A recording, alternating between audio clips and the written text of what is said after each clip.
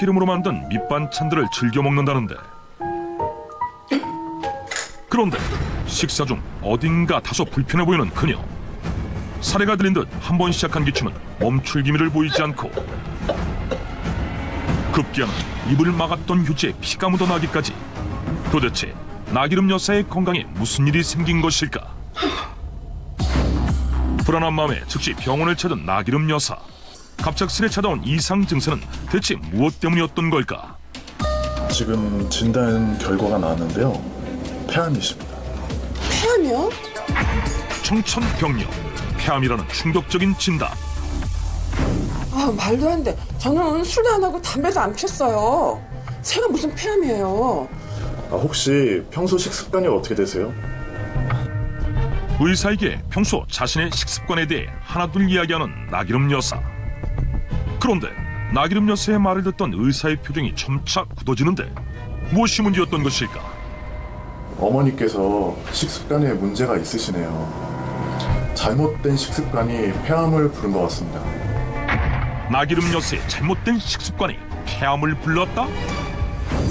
다양한 식물성 기름을 요리에 활용하며 채소 반찬을 즐기는 등 오히려 건강에 상당히 신경 쓰고 있었던 나기름 여사. 그녀의 식습관이 왜 문제라는 것일까? 산패된 상태의 참기름을 나물 무침에 사용해 섭취한 것이 문제가 됐습니다. 네, 산패된 기름은 쉽게 말해서 상한 기름을 말하는데요. 이 기름이 다양한 요인으로 인해서 산화가 되어서 상태가 변질된 것을 뜻합니다.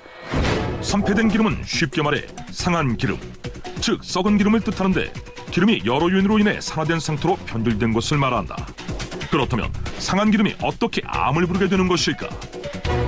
산패된 기름은 녹슨쇠랑 똑같은데요. 그만큼 건강에 나쁜 발암물질이 굉장히 많기 때문에 암을 발생시킬 수가 있습니다.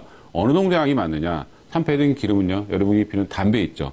담배보다도 무려 1만 배나 많은 발암물질을 가지고 있기 때문에 그 산패된 기름을 먹을 경우에는 암이 잘 생기고요. 즉 잘못된 기름을 먹을 때는 바로 약이 아니라 독이 되는 것입니다.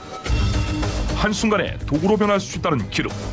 나기름 여사가 사용한 기름은 유통기한을 넘긴 상태였는데 기름통에 기재된 유통기한만 잘 확인해도 기름의 산패 여부를 확인할 수 있다고 한다. 하지만 유통기한이 지나지 않은 기름도 상해버릴 수 있다는데, 보통 산패된 기름이라고 하면 유통기한이 지나서 더 이상 사용이 불가능한 기름으로 알고 계시는 경우가 많은데요. 유통기한이 지나지 않은 기름도 보관 상태에 따라서 가정에서 쉽게 산패될 수가 있습니다. 보관 상태에 따라 기름이 쉽게 상할 수 있다? 그렇다면 우리 집에 있는 기름의 보관 상태는 어떨까? 일반 가정집 몇 곳을 방문해 기름의 보관 상태를 확인해 보기로 했다. 가장 먼저 살펴본 것은 자칭 살림꾼을 자부하는 10년차 주부 한정아 씨의 집. 그녀 역시 요리할 때 꼭 사용하는 것이 기름이라고 하는데, 기름은 하루에 여러 번 쓰는 것 같아요. 예, 아이들 볶음 요리, 볶음밥, 아니면 이제 뭐 유부초밥 같은 거 할 때는 거기다 살짝 참기름 같은 것도 이제 첨가를 해주면서 자주 쓰는 편입니다. 한정아 씨는 기름을 자주 사용하는 만큼 손이 닿기 쉬운 가스레인지 근처에 두고 사용하고 있었다. 사용하는 기름의 유통기한을 살펴보니 사용기한을 넘기지 않은 상태였는데, 그렇다면 한정아 주부가 쓰는 기름의 상태는 어떤지 측정해보기로 한 제작진. 적당량의 기름에 산패도를 측정할 수 있는 종이를 15초 동안 담근 후 건져내고 40초 후에 관찰하면 종이의 색깔 변화에 따라 기름이 얼마나 상했는지 산패도를 확인할 수 있다고 한다. 푸른빛의 측정지가 노란색으로 얼마나 변하느냐에 따라 기름의 산패도를 알 수 있는데, 4칸 중 2칸 이상이 노란색으로 변하면 기름의 산패가 진행 중이기 때문에 기름을 교체하거나 폐기해야 한다. 한정아 씨의 집에서 사용되고 있던 기름의 경우 유통기한이 지나지 않았음에도 불구하고 종이의 노란색이 2칸, 사용이 불가능한 상태임을 확인할 수 있었다. 발암물질이 나오는 거잖아요. 그럼 저희가 그걸 먹었다는 게 상상할 수가 없어요. 지금 당장이라도 빨리 나가서 버리고 싶습니다. 유통기한과 상관없이 기름이 상하게 된 이유, 다름 아닌 잘못된 보관법 때문이라는데, 기름을 눈에 잘 띄는 곳에 두시는 것은 좋지 않습니다. 기름의 산패에는 열과 빛, 공기 이 세 가지 요인이 크게 영향을 미치게 되는데요. 식물성 기름의 풍부한 불포화 지방산은 빛에 오래 노출이 되거나 적절한 온도 이상의 열을 계속 가하게 되거나 혹은 공기와 많이 접촉하게 되면 성질이 변해서 기름이 산패되게 됩니다. 그렇다면 다른 가정집의 경우는 어떨까? 앞서 본 한정화 씨와는 다르게 기름을 가스레인지 근처가 아닌 찬장 안에 보관하고 있는 이진혜 씨. 지금 기름병 뚜껑이 좀 깨지긴 했는데 그래도 가스레인지 옆에 바로 두지 않고 그냥 이렇게 선반에 올려서 천장 안에 넣어서 보관하는 편이에요. 나름의 노하우로 기름을 보관하고 있지만 깨진 뚜껑을 그대로 사용하고 있는 상태. 혹시 기름에 영향을 끼치는 것은 아닐지 기름의 산패도를 측정해보기로 했다. 측정 결과 산패가 어느 정도 진행돼 종이가 노란 빛으로 변했는데 기름을 교체해야 하는 상태였다. 한숨이 먼저 나오고요. 제가 이런 기름을 먹었다는 게 정말 끔찍하네요. 또 다른 두 곳의 가정집을 살펴본 결과 기름의 뚜껑을 제대로 닫지 않고 휴지로 막아 보관하는 경우와 기름을 햇볕이나 형광등 같은 직사광선이 노출되는 곳에 보관하는 경우가 있었다. 이 두 가지의 경우 기름의 산패도는 어떻게 나타날까? 산패 측정 결과 사용 불가와 교체 수준으로 두 경우 모두 기름이 상한 상태임을 확인할 수 있었다. 일상에서 쉽게 상할 수 있는 기름, 그렇다면 어떻게 보관해야 할까? 청균술에서 알려주는 똑똑한 기름 보관법. 첫 번째, 열을 피해라. 기름은 가스레인지 근처에 두지 말아야 한다. 두 번째, 공기를 피해라. 휴지로 기름구멍을 대체하지 말고 깨진 뚜껑 또한 사용하지 말아야 한다. 세 번째, 빛을 피해라. 기름은 형광등이나 햇볕처럼 직사광선이 닿는 곳을 피해 서늘한 곳에 보관해야 한다. 이 세 가지만 잘 지켜도 상하지 않은 신선한 기름을 먹을 수 있다. 보관만 잘하면 맛은 물론이고 건강에도 도움을 주는 식물성 기름. 우리는 건강을 위해 기름을 꾸준히 먹고 있다는 한 사람, 정은주 주부를 만났다. 자신이 즐겨 먹는다는 기름을 꺼내 보여주는 정은주 주부.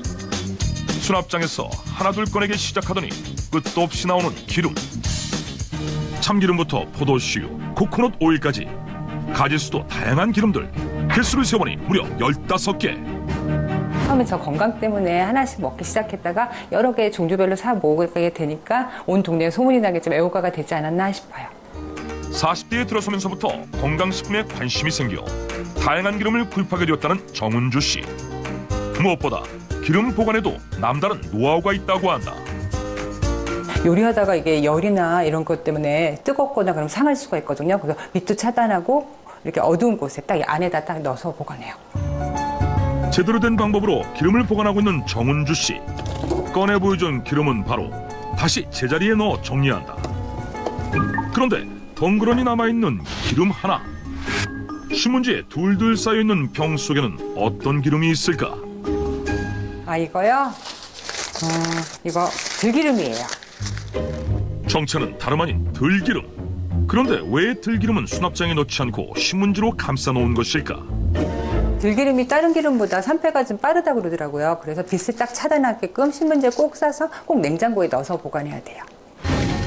다른 기름보다 쉽게 상하는 들기름은 빛과 열을 최대한 피하기 위해 신문지로 감싸 냉장 보관하는 것이 좋다고 한다.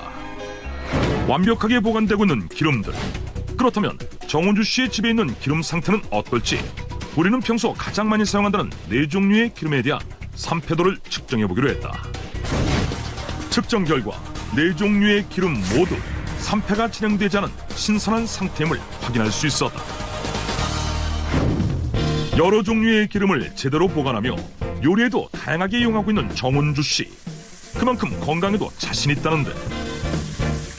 산패된 기름도 하나도 없었고 저는 식물성 기름 골고루 다 섭취하고 있기 때문에 건강은 전혀 걱정 안 하고 자신 있는데요. 몸에 안 좋을 거라고는 생각 안 해보셨어요? 식물성 기름인데요. 그리고 보관도 너무너무 잘 냉장고도 잘 하고 있기 때문에 걱정 하나도 안 해요. 기름을 꾸준히 섭취해왔다는 정은주 씨의 건강 상태는 어떨지 병원 검사를 통해 알아보기로 했다. 다음 날 검사 결과를 확인하기 위해 담당 의사를 찾아간 제작진. 과연 정은주 씨의 검사 결과는 어떻게 나왔을까?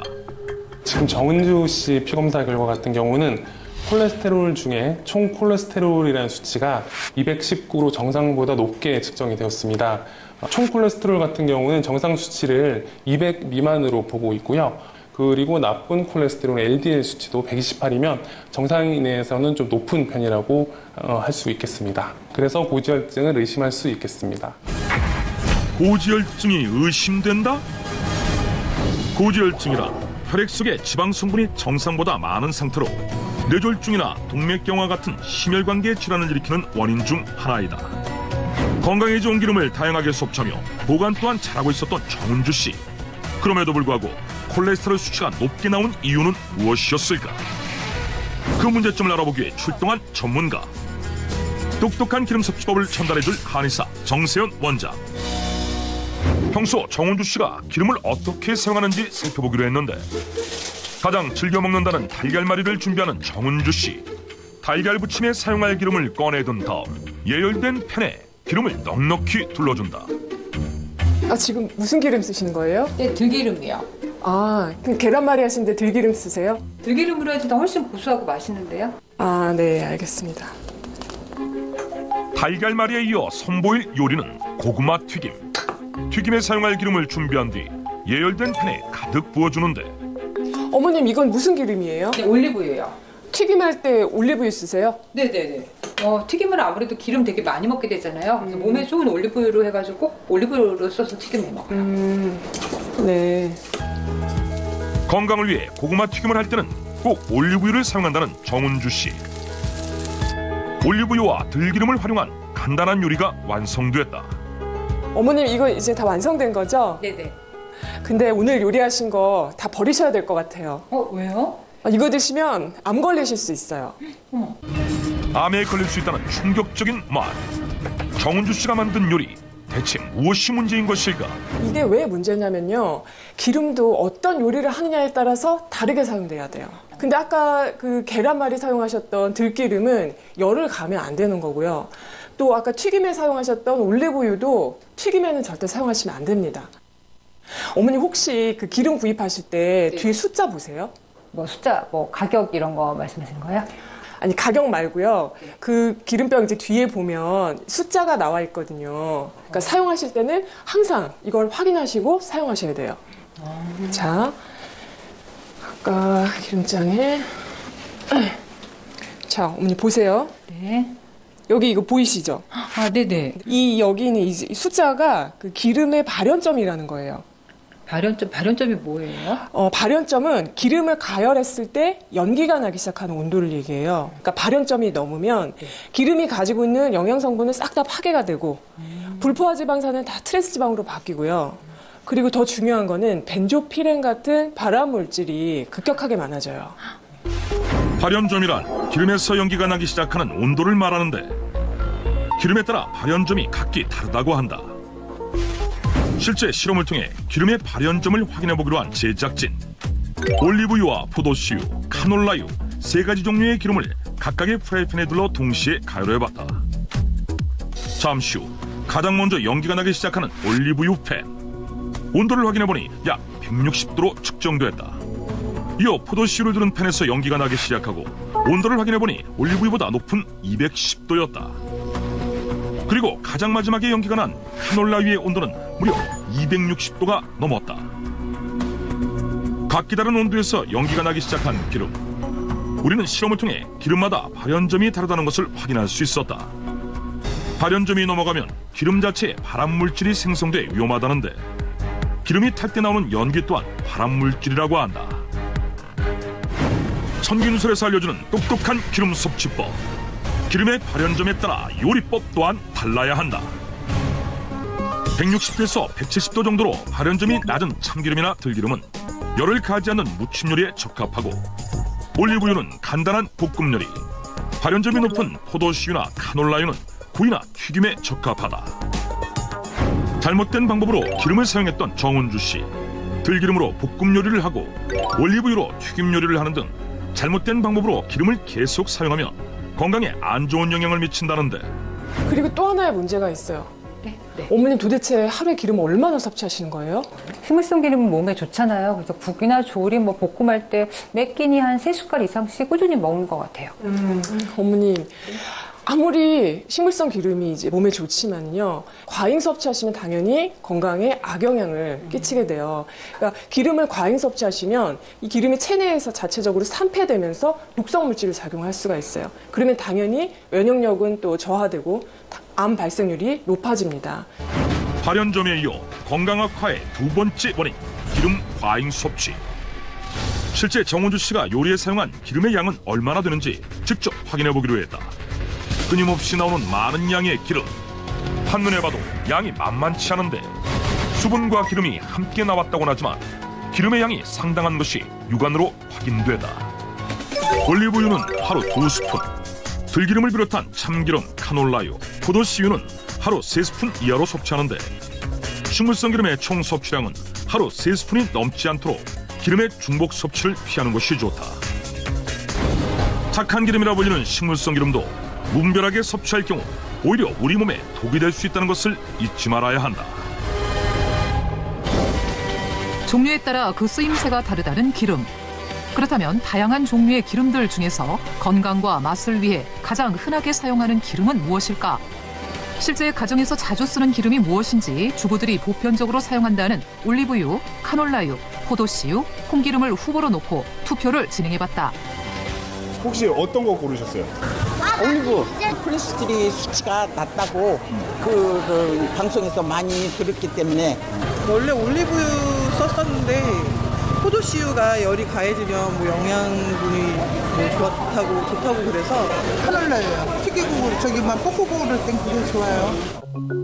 총 272명의 주부들이 투표를 진행한 결과 카놀라유가 86표로 1위를 차지했고 올리브유는 83표, 포도씨유는 71표를 차지했는데 그에 반해 콩기름을 사용한다는 사람들은 32표로 월등히 적은 수치였다. 사람들이 콩기름을 잘 사용하지 않는 이유는 무엇일까? 이유는 잘 모르겠어요. 그전에는 이런 기름 많이 나오기 전에 먹었는데 콩기름은 잘 안 먹게 되더라고요. 100% 콩으로 만듭니다. 콩기름 좋은 건 다 아시죠? 1971년 콩기름이 출시되면서부터 국민 식용유라 불려올 만큼 많은 이들의 사랑을 받아왔는데 하지만 건강기름 열풍과 함께 몸에 좋다는 수입산 기름이 들어오게 됐고 콩기름은 어느 순간 주방에서 밀려나게 됐다. 게다가 일부 사람들은 콩기름에 대한 인식 또한 부정적이었는데 워낙 그거는 좀 싸고 나쁘다 그래서 그냥 다 바꿔버렸어요. 저 같은 때 오래됐어요. 콩기름 왔으니까. 콩기름은 콜레스테롤이 수치가 높아진다고 해가지고. 콩기름은 화학약품으로 짠다는데 먹어도 괜찮은지 먹으면서 찝찝한 생각이 들어요. 콩기름은 화학약품으로 짠다는 충격적인 말. 우리는 콩기름의 성분을 알아보기 위해 제품 뒷면을 확인해 보았지만 대두를 사용했다는 것 외엔 별다른 특이점을 발견할 수 없었다. 그래서 대두를 가지고 직접 콩기름을 짜보기로 한 제작진. 콩 뭐 하시려고요? 이거 기름 좀 짜주세요. 아, 이거는 짤 수가 없어요. 막 우리나라 전국 기름집을 가셔도 콩 가지고 기름을 짤 수 있는 곳은 아마 없을 거예요. 기름집에선 콩기름을 짜지 못한다? 대체 콩기름은 어떻게 만들어지는 걸까? 콩기름의 제조 과정을 알아보던 중 우리는 여러 번의 시도 끝에 기름 제조사의 이야기를 들을 수 있었다. 콩기름처럼 기름 함량이 적은 종자에서 기름을 수출할 때 쓰는 방법으로 정제 공정을 거치게 되는데요. 식용유 유지 제조 때 이제 유지를 추출할 목적으로 사용을 하는 핵산이라는 정제 방식들을 사용을 하고 있어요. 콩기름을 만들 때 핵산이란 것을 사용한다는데 핵산이란 석유의 추출물로 잉크, 접착제에 들어있는 화학약품. 시중에 판매되는 대부분의 콩기름은 바로 이 핵산으로 녹여 만든다고 하는데 혹시라도 건강에 문제가 되진 않을까? 우리가 흔히 알고 있는 참깨, 들깨 이런 것들은 씨앗에 들어있는 기름 함량이 아주 높기 때문에 압착의 형식으로 충분히 추출할 수 있습니다. 하지만 콩기름, 카놀라유 같은 것은 기름 함량이 아주 낮기 때문에 핵산이라고 하는 용매제로 녹여서 기름을 추출하게 됩니다. 기름을 추출하는데 사용할 경우에는 기름이 정제되는 과정에서 거의 대부분 사라지고 없어져 버리기 때문에 당연히 섭취해도 건강에는 아무 문제가 없는 거죠. 콩기름뿐 아니라 카놀라유 역시 핵산으로 기름을 짤 만큼 보편적이고 안전하다는 것. 게다가 콩기름엔 우리가 몰랐던 반전 효능이 숨어 있다고 한다. 흔히 콩기름을 다른 기름에 비해서 건강에 좋지 않다고 생각하시는 분들이 많습니다. 이건 콩기름에 대해서 단단히 오해하고 계신 건데요. 콩기름은 콜레스테롤 수치 상승을 억제하고 당 수치 개선하는 데 많은 도움을 주는 리놀산 성분을 올리브유나 카놀라유보다 훨씬 더 많이 함유하고 있을 뿐만 아니라 피로회복에 효과적인 비타민 E 역시 풍부하게 함유하고 있습니다. 콩기름 역시 잘 섭취하면 건강에 많은 도움을 줄 수 있는 좋은 기름이라고 하겠습니다. 콩기름도 건강에 도움이 되는 기름이다. 콩기름에 풍부한 리놀산 성분은 혈당 상승을 억제하는 특징이 있어 당뇨 완화에 도움이 된다는데 콩기름엔 혈당 상승을 억제하는 성분이 올리브유나 카놀라유보다 더욱 풍부하다는 놀라운 연구 결과도 밝혀졌다.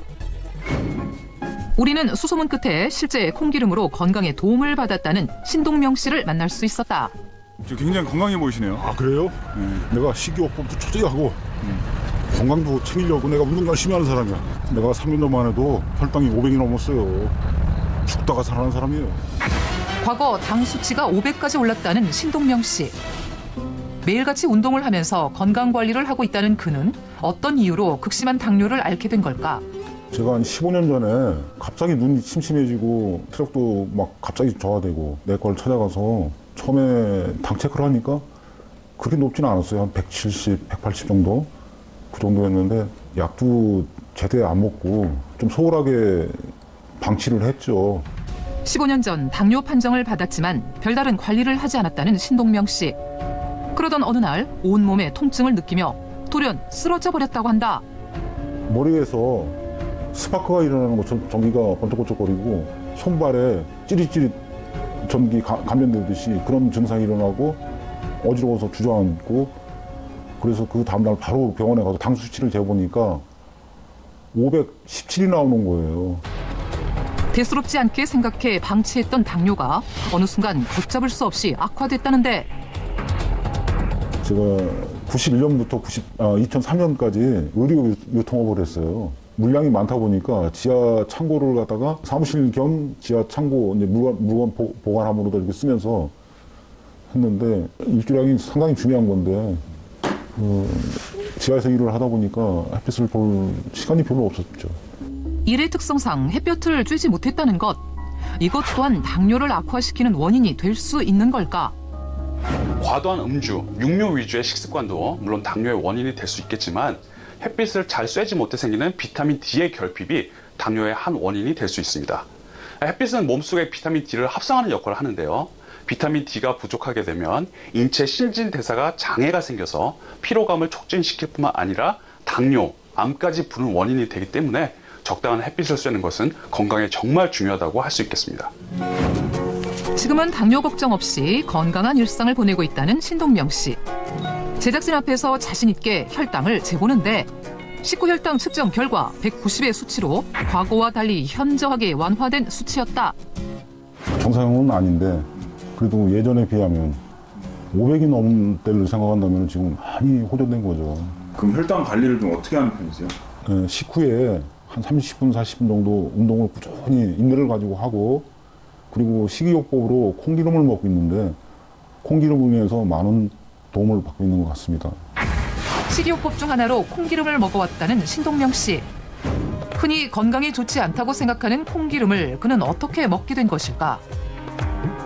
제가 콩이 몸에 좋고 당뇨에 좋다는 얘기를 듣고 콩밥 위주로 먹고 두부로 이제 반찬을 해 먹고 그러던 중에 친구가 보고 콩기름을 바꿔라. 콩기름이 당뇨에 좋다라는 얘기를 하는 겁니다. 그래서 밑자에 번연이니까 콩기름을 식용유를 다 바꿨죠. 콩기름을 먹은 지 한 1년 정도 되니까 피로감이 많이 완화되더라고요. 우리는 그가 콩기름을 평소 어떻게 섭취하는지 알아보기 위해 그의 식사 과정을 지켜보기로 했다. 그런데 그가 냉장고에서 꺼낸 것은 당뇨를 앓는 사람들이 잘 먹지 않는 흰 쌀밥이었다. 흰쌀밥은 당뇨에 안 좋아요. 그러나 밥을 지을 때 콩기름을 넣어 지으면 당뇨 호전에 도움이 된다고 하더라고요. 쌀밥에 콩기름을 넣으면 당뇨 완화에 도움이 된다? 그는 콩기름으로 밥을 만들어 냉장고에 넣어두고 식사 때마다 꺼내 먹는다는데 이 방법이 정말 도움이 되는 걸까? 콩기름을 제대로 먹는 방법 중 하나, 바로 밥에 넣어 먹는 것인데요. 밥에 콩기름 한 방울만 넣더라도 당뇨에 좋은 콩기름 효과가 2배가 될 수 있습니다. 콩기름으로 만든 밥이 당뇨 완화에 2배나 도움이 된다? 콩기름에서 주목해야 할 성분이 바로 리놀산인데요. 이 리놀산이 밥에 있는 지질 성분과 만나게 되면 흡수율이 더욱 극대화되고 콜레스테롤과 혈당 수치를 떨어뜨리는 데 도움이 됩니다. 뿐만 아니라 밥에 콩기름을 넣으면 저항전분 함량 또한 늘어나는데요. 저항전분은 혈당을 천천히 올리는 효능이 있습니다. 갓 지은 밥은 저항전분이 1.17%에 비해 콩기름을 넣게 되면 3.17%로 3배나 늘어나기 때문에 혈당 및 콜레스테롤 수치를 낮추는 데 도움을 주게 됩니다. 저항전분은 소화 흡수가 잘 되지 않고 콜레스테롤의 흡수도 막아주기 때문에 혈당을 억제하는 효과가 있다는데, 당뇨 완화에 도움을 주는 저항전분은 콩기름을 넣어 밥을 짓는 과정에서 생겨나고 콩기름 밥을 냉장고에서 보관하는 과정에서 저항전분 함량이 더욱 늘어난다고 한다. 그렇다면 콩기름을 넣어 밥을 짓는 것이 정말 당뇨 호전에 도움이 되는 것인지, 우리는 실제 당뇨를 앓고 있다는 사람들을 대상으로 한 가지 실험을 해보기로 했다.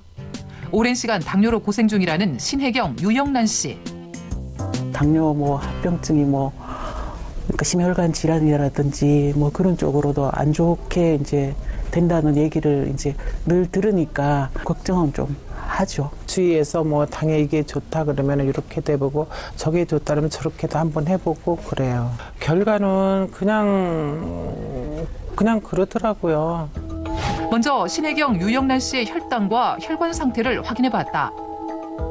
당뇨를 10년 앓고 있다는 유영란 씨의 공복 혈당은 181로 다소 높은 편이었고, 당뇨를 7년 넘게 앓고 있다는 신혜경 씨도 공복 혈당이 131로 정상 혈당 100 이하보다 높은 수치였다.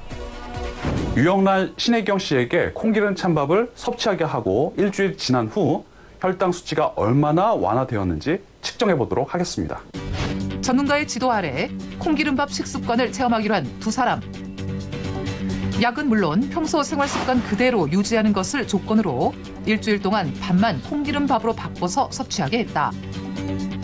생각보다 느끼하거나 기름 맛이 느껴지지 않습니다. 피로감도 사라지고 몸도 건강해지는 것 같아요. 일주일 후 유영란, 신혜경 씨의 몸엔 어떤 변화가 일어났을까? 병원을 다시 찾아 혈당과 혈관 상태를 확인해봤다. 유영란님은 공복 혈당이 111, 중성지방이 131로 전반적으로 좋아지셨는데요. 특히 중성지방이 206에서 131로 떨어지셨습니다. 신혜경님은 혈당의 경우 126으로 소량 감소했지만 역시나 중성지방이 106에서 51로 절반 가까이 떨어졌습니다. 이게 무슨 의미냐? 저항전분이 높은 음식을 통해서 혈당과 중성지방이 조절되었다는 뜻인데요. 중성지방이 높으면 혈관에 기름을 쌓이게 만들어 당뇨의 원인이 될 뿐만 아니라 당뇨 합병증까지 발병시킬 수 있기 때문에 중성지방 수치가 떨어졌다는 것은 유의미한 결과라고 할 수 있겠습니다. 그렇다면 콩기름밥을 어떻게 하면 잘 만들 수 있을까? 콩기름밥을 지을 땐 무엇보다 콩기름의 양을 정확히 지키는 것이 중요하다는데, 4인분 기준으로다가 한 스푼을 넣으면 됩니다.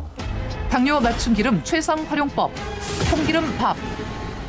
콩기름밥 만들기 첫 번째, 쌀 4인분 기준 콩기름 1스푼을 넣어 일반적인 방법으로 밥을 지어준다. 이때도 중요한 점이 있다고 한다. 콩기름밥은 차게 해서 먹어야 좋다고 해서 저는 냉장고에 8시간 정도 충분히 보관한 다음에 먹습니다. 콩기름밥 만들기 두 번째, 콩기름밥을 냉장고에 넣고 6시간에서 8시간 이상 충분히 식혀준다. 냉동실에선 밥이 숙성되지 않기 때문에 반드시 냉장실에 보관하는 것이 중요하다고 한다. 콩기름밥 만들기 세 번째, 밥을 전자레인지에 데워서 섭취할 땐 저항 전분이 사라지지 않도록 1분 이하로 데우는 것이 좋다고 한다. 콩기름밥을 먹으면서 천천히 몸의 변화를 느꼈다는 신동명 씨. 최근 들어 다양한 콩기름 활용법에 대한 궁금증도 생긴다는데, 콩기름 찬밥으로 당뇨에 많은 도움을 받고 있어요. 그런데 콩기름을 이용한 맛있고 건강에 도움이 되는 그런 식단이 궁금합니다. 그렇다면 콩기름밥과 함께 곁들이면 효능이 배가 되는 또 다른 콩기름 요리는 없을까? 콩기름 잘 먹는 방법을 알려준다는 한의사 한명화 원장을 만났다. 보통 우리가 콩기름에 리놀산 성분을 섭취를 하는 데 있어서 중요한 것이 바로 아연 성분입니다. 근데 우리가 아연 하면 보통 굴 같은 해산물 위주로 생각을 하잖아요. 그런데 이 아연이 굴뿐만 아니라 소고기, 버섯류, 견과류에도 풍부하게 들어있거든요. 그래서 이 아연과 리놀산을 함께 섭취하면 리놀산의 체내 흡수율도 올라가고 또 이 당뇨 완화에도 도움이 됩니다. 그래서 제가 오늘 이 리놀산을 잘 섭취하는 방법을 안내해 드릴게요. 당뇨 맞춤 기름 최상 활용법. 콩기름 소고기 볶음. 먼저 200g의 소고기에 간장, 맛술, 올리고당을